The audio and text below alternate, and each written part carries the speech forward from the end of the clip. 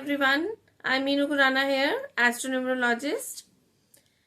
तो हम जो डिस्कशन कर रहे हैं अभी वो आज फिर से श्राद्ध पर है कि कौन सी तिथि को हमें किसका श्राद्ध करना चाहिए, किन पितरों का श्राद्ध कौन सी तिथि को कैसे करना चाहिए।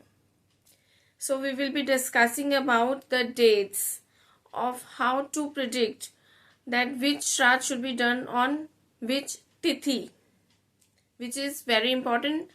If you don't know the tithi, you can't do the shraddh. But yes, there is one way of doing that also. That also I will tell you in the end. That even if you don't know the tithi, you can still do the shraddh. So keep watching till end. तो अब तिथि को हम कैसे निकालेंगे, इसको हम ऐसे समझते हैं कि एक दिन होता है जिस दिन मृत्यु होती है और दूसरी तिथि होती है जब मुखाग्नि दी जाती है। तो क्लियर हो गया, एक तिथि जिस दिन मृत्यु हुई, एक तिथि जिस दिन मुखाग्नि दी गई। तो जिस दिन मुखाग्नि दी जाती है उस दिन हम श्राद्ध उस पर्टिकुलर व्यक्ति का करते हैं।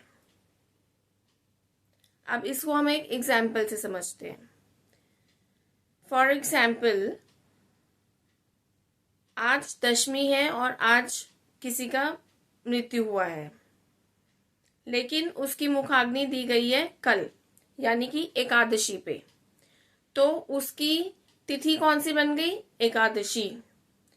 तो श्राद्धों में जो भी एकादशी की तिथि होगी उस दिन उसका श्राद्ध होगा। I hope I am clear about this, that how you take out the तिथि फॉर द इंसेस्टर्स श्राद्ध।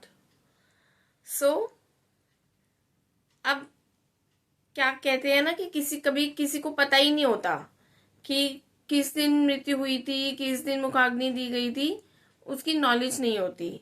या बहुत सारे लोग ऐसे भी होंगे जो कि ये वीडियो देख के शायद इंस्पायर हो जाएं कि हमें भी अपने इंसेस्टर्स का श्राद्ध करना चाहिए, लेकिन पता नहीं है कि किस दिन करना है। तो कहा जाता है कि जो लास्ट अमावस्या होती है, लास्ट श्राद्ध हमारा अमावस्या को होता है, जो कि बहुत बड़ी अमावस्या मानी जाती है।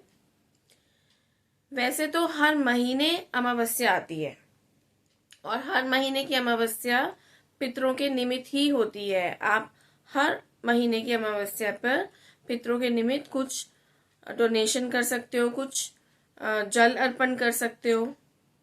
पर ये वाली जो अमावस्या जो श्राद्ध में आती है वो बहुत ही महत्वपूर्ण होती है, बहुत ही कीमती होती है। तो इस अमावस्या पर आप अपने उन सब एंसेस्टर्स का श्राद्ध कर सकते हो जिनके बारे में आपको नहीं पता कि उनकी कब मृत्यु हुई, कौन सी तिथि थी, लेकिन आप अपने दिल से उनके लिए कुछ करना चाहते हो। तो इसीलिए कहते हैं सर्व पितृ विसर्जनी अमावस्या। ध्यान से सुनिए, सर्व पितृ विसर्जनी अमावस्या, यानी कि सर्व पितरों का इस दिन आप इस अमावस्या पे तर्पण कर सकते हो, उनके निमित्त कुछ कर सकते हो, जिससे कि आपको उनकी सारी ब्लेसिंग्स मिले, जो कि हमारी लाइफ के लिए बहुत इम्पोर्टेंट है। क्योंकि आप देखिए, कई बार सुनते होंगे कि जा रहे थे और इतना बड़ा एक्सीडेंट हुआ, लेकिन पता नहीं कौन सी शक्ति थी कि एक खरोच तक नहीं आई मुझे। तो ये हमारे पितृ होते हैं जो हमारे को दिखते नहीं, लेकिन हमारे लिए वो हमारी रक्षा भी करते हैं, हमें धन धान्य भी प्रदान करते हैं, हमारे लिए ऐसे ऐसे काम करते हैं जो कि हम सोच नहीं सकते।